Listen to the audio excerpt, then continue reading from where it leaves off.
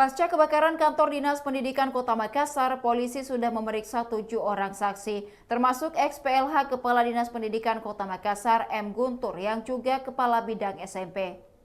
Kepada tribuntimur.com, Guntur mengatakan dirinya diperiksa selama 5 jam bersama staf keuangan, mulai pukul 10 WITA hingga 3 sore. Ia dimintai keterangan seputar kebakaran tersebut. Siapa yang menginformasikan terkait kejadian itu dan hal-hal lainnya yang berkaitan.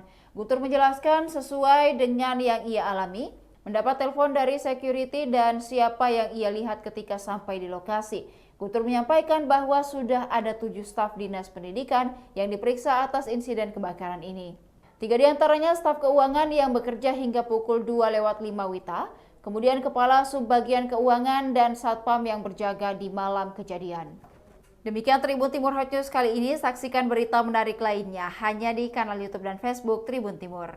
Download Tribun X sekarang, menghadirkan lokal menjadi Indonesia.